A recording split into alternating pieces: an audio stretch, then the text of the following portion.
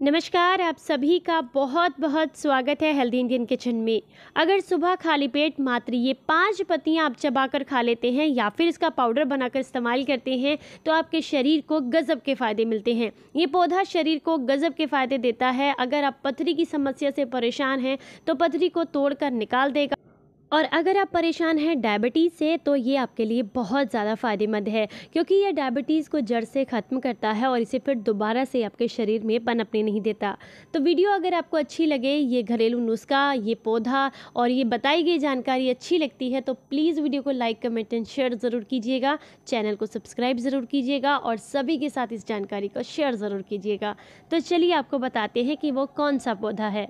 आप सामने देख सकते हैं, यहाँ हमारे घर पर काफ़ी ज़्यादा मात्रा में नीम के पेड़ हैं, तो मैं इनमें से ही एक पेड़ आपको दिखा रही हूँ। आप सभी जानते हैं कि नीम जो है वो बहुत ज़्यादा फ़ायदेमंद होता है। पुराने टाइम में और आज भी हमारे गांव में तो इसका जो ब्रश होता है ना, इसकी टहनी से दातून करने का काम किया जाता है। और जो लोग ये काम करते हैं ना तो उनको डायबिटीज़ की दिक्कत होती है, क्योंकि धीरे धीरे करके ना अर्क उनके पेट में उतर जाता है, जिससे जो है उनको बहुत फ़ायदा मिलता है। और उनके दांत भी चमकदार रहते हैं, उसमें कोई कीड़ा नहीं लगता, पीले नहीं पड़ते, बहुत फ़ायदा मिलता है। तो चलिए आज आपको बता रहे हैं इससे जुड़े हुए कुछ गजब के फ़ायदे और एक ऐसा घरेलू नुस्खा जिसके इस्तेमाल से आप पथरी की समस्या को और डायबिटीज़ को ख़त्म कर सकते हैं। तो सबसे पहले बात करते हैं कि अगर आप इसकी 5-6 पत्तियाँ चबाकर रोज़ खा लेते हैं या फिर 1 गिलास पानी में रात को 5-6 पत्तियाँ भिगो कर रख दीजिए और गुनगुना पानी होना चाहिए, और अगले दिन सुबह उस पानी को छानकर अगर आप पी लेते हैं तो ऐसा करने से आपको कौन कौन से फ़ायदे मिलते हैं। अगर आप खून से जुड़ी हुई बीमारियों से परेशान हैं, यानी कि खून में किसी तरह की गंदगी इकट्ठी हो गई है, खून खराब हो गया है, उसको ठीक करना चाहते हैं, एनीमिया की प्रॉब्लम है, शरीर में खून बनता नहीं है, लीवर ठीक से काम नहीं करता है, शरीर में फंगस इन्फेक्शन है, वायरस की दिक्कत है, बैक्टीरियाज की दिक्कत है, तो ये ऐसे में जो ये आपको मैं बता रही हूँ इसका ड्रिंक बनाना, ये आपको गजब के फ़ायदे देगा। आप चाहें तो 4-5 पत्तियाँ जो हैं सुबह खाली पेट चबाकर खा सकते हैं बिना ब्रश किए, या फिर जो ये ड्रिंक मैंने आपको बताया जो रात को आप पानी में भिगो कर रखेंगे पत्तियों को, सुबह लेंगे, ये भी आपको बहुत फ़ायदा करता है। अगर आप इसका सेवन करते हैं तो ये एंटी कैंसर होता है, तो आपको कैंसर कोशिकाओं को पनपने नहीं देता और आपको कैंसर से भी बचा कर रखता है।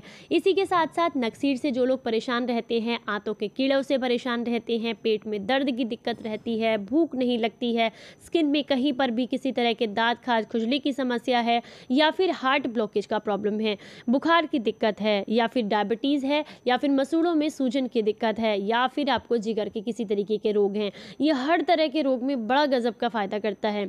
देखिए पुराने ज़माने में ना बहुत ज़्यादा चीज़ें नहीं होती थी शरीर को स्वच्छ करने के लिए, साफ़ रखने के लिए, डिटॉक्स करने के लिए, बस कुछ गिनी चुनी चीज़ें थी। उनमें से नीम जो है सबसे नंबर 1 की लिस्ट में आता है, यानी कि नंबर 1 पर आता है। इसमें जो है नीम हर जगह एक तो हो जाता है बहुत आसानी से, इसलिए भी था, और दूसरा क्या है कि इसको इस्तेमाल करना बहुत आसान है। अगर आप जो है मात्र इसकी 4-5 पत्तियाँ यूँ ही चबाकर भी खा लेते हैं तो भी आपको वही फ़ायदे मिलेंगे जो कि आपको पूरा प्रोसेस करने के बाद मिलते हैं। लेकिन सब लोग नहीं चबाकर खा पाते हैं, तो आज आपको मैं इसका एक और तरीका भी बताऊंगी जिस तरीके से आप इसको ईजिली खा सकते हैं। दूसरा, अगर आप इसका इस्तेमाल करते हैं और इसके पानी से मुंह धुलते हैं तो चेहरे से जितनी भी दाग धब्बे की दिक्कत है वो दूर होती है, झाइयाँ दूर होती हैं, इन्फेक्शंस दूर होते हैं। अगर मसूड़ों में प्लाक की दिक्कत है ना तो ऐसे में भी आपको बहुत फ़ायदा करता है। तो यहाँ पर मैंने नीम की कुछ पत्तियाँ तोड़ ली हैं, साथ में निबोली भी है। निबोली का इस्तेमाल भी आप कर सकते हैं, बहुत सारी बीमारी में काम आती है। और अगर आप किसी बीमारी में काम ना भी ले सकें तो नीम की निबोली को इस समय पर आप ज़रूर तोड़कर घर में रख लीजिएगा और सुखा लीजिएगा, क्योंकि ये कई सारे घरेलू नुस्खों में काम आती रहती है और उस समय पर फिर मिलती नहीं है। तो अब हम बताएंगे आपको इन पत्तों का यूज़। तो पत्तों को अच्छे से धुलकर साफ़ करके आप जो है इनको सुखाने के लिए रख दीजिए। आप किसी कपड़े के ऊपर बिछा कर रख सकते हैं, किसी थाली में रख सकते हैं, बट ऐसी किसी चीज़ में रखिएगा, बास्केट वगैरह में, जिसमें ना आसानी से हवा आती जाती रहे, क्योंकि हमें इन्हें छाँव में सुखाना है।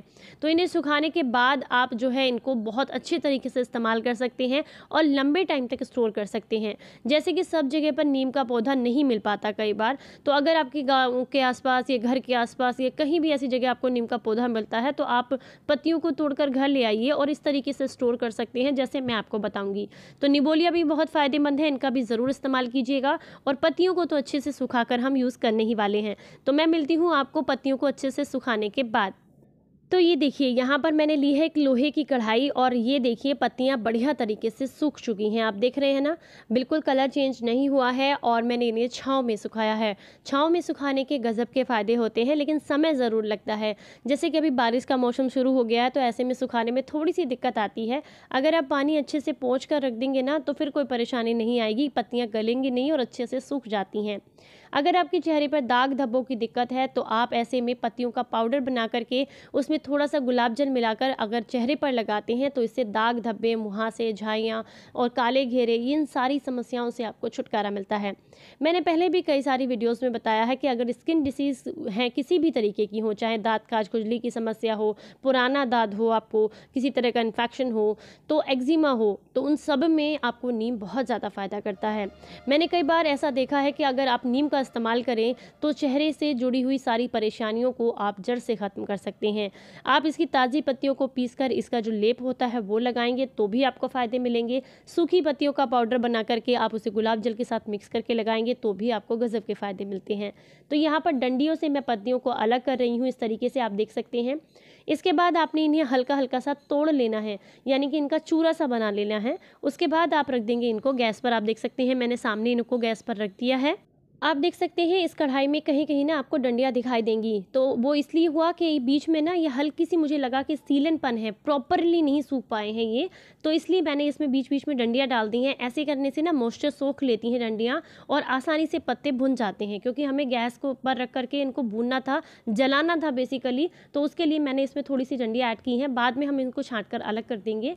तो यहाँ पर ये प्रोसेस मैंने बाद में किया है। अगर सीलन रह जाती है तो ही ज़रूरत पड़ती है, अदरवाइज़ पत्ते आसानी से भुन जाते हैं। तो ये देखिए आपने क्या करना है, बिल्कुल धीमी आंच पर आपने इस तरीके से किसी लोहे की कढ़ाई में इनको अच्छे से जला लेना है। इतना जला लीजिए कि ये बिल्कुल काले हो जाएं और इनसे धुआं निकलने लगे। तो ये देखिए बढ़िया तरीके से इसमें से धुआं निकलने लगा है और काफ़ी हद तक जो है ना पत्ते जल गए हैं।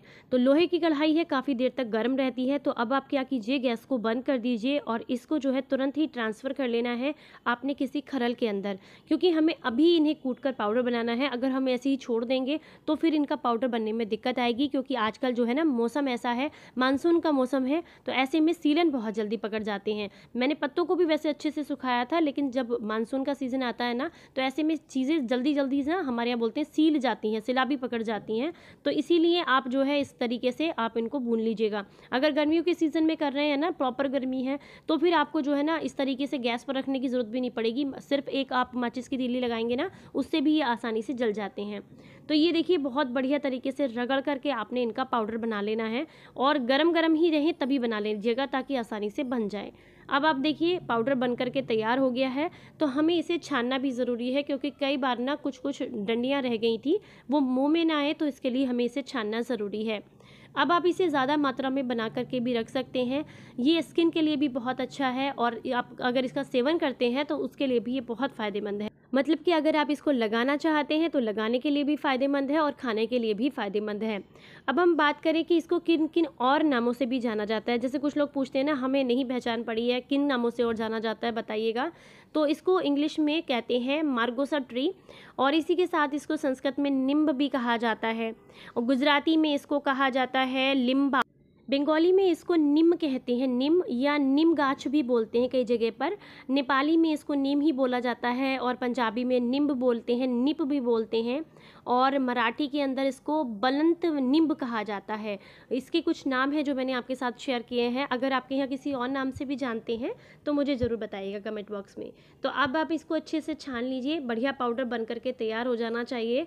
बिल्कुल भी डंडियाँ नहीं होनी चाहिए। आप चाहें तो कपड़छन भी कर सकते हैं, किसी सूती कपड़े से भी छान सकते हैं, ताकि खाने में कोई दिक्कत ना हो। अब हमारा बढ़िया सा पाउडर बनकर के तैयार हो गया है। तो जिन लोगों को भी पथरी से जुड़ी हुई समस्या है वो 1/4 चम्मच सुबह ताज़े पानी से या गुनगुने पानी से लेंगे। वैसे गुनगुने पानी से लेंगे तो ज़्यादा फ़ायदा रहेगा। तो सुबह खाली पेट आपने गुनगुने पानी से लेना है।